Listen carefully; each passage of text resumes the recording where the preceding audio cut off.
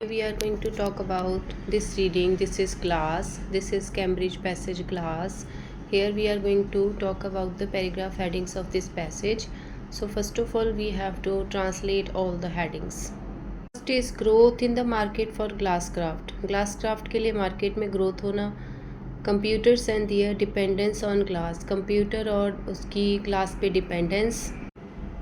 What makes glass so adaptable. Glass को adaptable कौन सी चीज़ बनाती है. Historical development of glass. Glass की historical development. Scientist dreams cost millions. Scientist के ड्रीम बहुत महंगे हैं. Architectural experiments with glass. Architectural experiments हुए हैं ग्लास के साथ. Glass art galleries flourish. Glass art galleries बड़ी हैं. Exciting innovation in fibre optics. Fibre optics में कुछ अच्छी इनोवेशंस हुई हैं. A former glass technology. Former होता है पिछली पुरानी कोई ग्लास टेक्नोलॉजी थी. And everyday uses of glass. Everyday glass के क्या यूजेस हैं. So come to paragraph B. First of all paragraph B की हेडिंग है exciting innovations in fibre optics. तो आइए देखते हैं. On the horizon are optical computers. Optical computers अभी आने वाले हैं. These could store programs and process information bye means of light pulses from tiny lasers rather than electrons. कहते ये जो है these could store program and process information को store करते हैं लाइट के मीन्स में. Pulses from tiny lasers rather than electrons से नहीं बल्कि पल्सेस के through. And the pulses would travel over glass fibre not copper wire. जो पल्सेस हैं वो ग्लास फाइबर पे ट्रैवल करती हैं, कॉपर वायर पे नहीं करती. These machines could function 100 of time faster than today's electronic computer.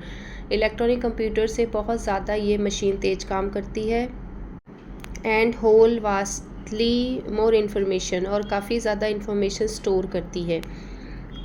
These machines could function hundreds of times faster than today's electronic computer and hold vastly more information. Today, fiber optics are used to obtain a clearer image of smaller and smaller objects than ever before. कहते हैं छोटी से छोटी चीज़ को भी fibre optics जो है वो अच्छे से क्लियरली प्रेजेंट करते हैं. इवन बैक्टीरियल वायरसेस को भी.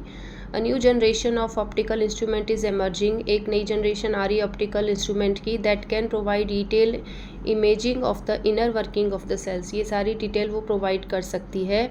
It is the surge in fibre optics. कहते हैं ये फाइबर ऑप्टिक्स का सर्ज है. सर्ज मतलब बढ़ा है. तो यहाँ पे फाइबर ऑप्टिक्स की सारी बात हो रही है. तो इसकी हेडिंग हो जाती है number 8 exciting innovation in fibre optics. Next है पैराग्राफ सी की हेडिंग है first growth in the market for glass craft. तो ग्लास क्राफ्ट के मार्केट में भी इसकी ग्रोथ हुई है ग्लास की. Let's see. But it is not only in technology and commerce that glass has widened its origin. कहता है ये सिर्फ टेक्नोलॉजी और कॉमर्स के फील्ड में ही नहीं ग्लास ने तरक्की की है. The use of glass as art a tradition going back at least to Roman times is also booming. तो वो यहाँ बोल रहा है ग्लास एज अ आर्ट के तौर पे भी ग्लास में बूम आ रहा है. बूम मतलब बढ़ना.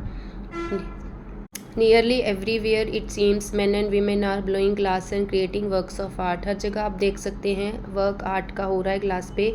आई did not sell a piece of glass until 1975. Dale Chihuly said smiling for in the 18 years since the end of the dry spell he has become one of the most financially successful artist of the 20th century. तो ये art he now has a new commission a glass sculpture for the headquarters buildings and all. तो ये सारा art work glass में हुआ है. Next paragraph की heading है नंबर 9 अ फॉर्मर ग्लास टेक्नोलॉजी. मतलब कोई पुरानी glass technology. But not all the glass technology that touches our life is ultra modern. तो यहीं से पता लग गया कि अल्ट्रा मॉडर्न की बात नहीं हो रही. सारी ग्लास टेक्नोलॉजी मॉडर्न नहीं है.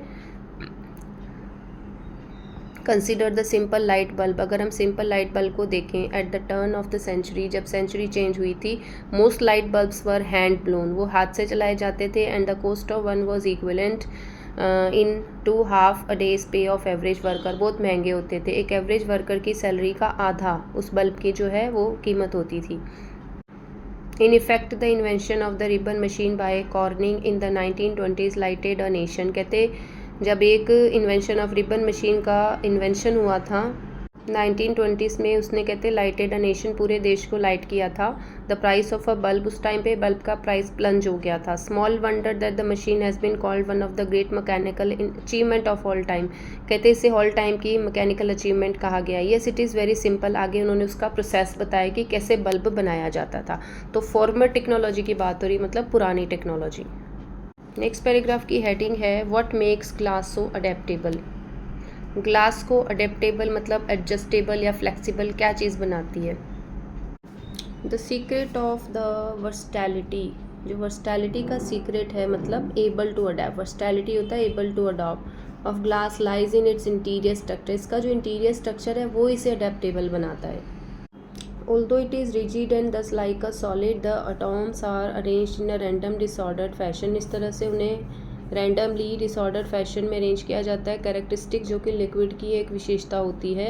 In the melting process the atoms in the raw material are disturbed from their normal position, अपनी नॉर्मल पोजीशन से अलग किया जाता है before they can find their way back to crystalline arrangement the glass cools. This looseness, कहते हैं ये जो लूजनेस है इन मॉलिक्यूल स्ट्रक्चर, मतलब आप इसे किसी तरह से मोल्ड कर सकते हैं, तो ये लूजनेस जो है molecule structure gives the material what engineers call tremendous formability, ये फॉर्म कर आप फॉर्मेबिलिटी मतलब इसको फॉर्म कर सकते हो अलग अलग तरीके से। Which allows technician to tailor glass to whatever they need, तो वो जिस तरीके से चाहे ग्लास को मोल्ड कर सकते हैं और जो भी डिज़ाइन चाहे वो बना सकते हैं। So what makes it so adaptable. Paragraph की हेडिंग है architectural experiments with glass. Glass का आर्किटेक्चरल एक्सपेरिमेंट्स क्या है? Today scientist continue to experiment, पहली लाइन से ही काफ़ी क्लियर हो जाता है कंटिन्यू टू एक्सपेरिमेंट। अब क्योंकि आर्किटेक्चरल एक्सपेरिमेंट है तो आगे देख लेते हैं। Continue to experiment with new glass mixture and building designer test their imaginations with applications of special types of glass. So यहाँ पे बिल्डिंग डिज़ाइनर्स की बात हो रही है तो आर्किटेक्चर यहाँ से कनेक्ट कर सकते हो आप। A London architect Mike Davy seems even more dramatic buildings using molecular chemistry, तो यहाँ पे आर्किटेक्ट स्पेशल आर्किटेक्चर की बात हो रही है, उसने किस तरह से किया था। वैसे पैराग्राफ हेडिंग एक लाइन से क्लियर नहीं होती है, बट जो स्टार्टिंग की लाइंस है वो काफ़ी कुछ आपको आइडिया दे देती हैं कि पैराग्राफ किस तरफ जा रहा है। बाकी आपको आगे भी पढ़ना है, पढ़ के और उसका पूरा जिस्ट निकाल के फिर आप समझ सकते हो what is exactly the paragraph heading.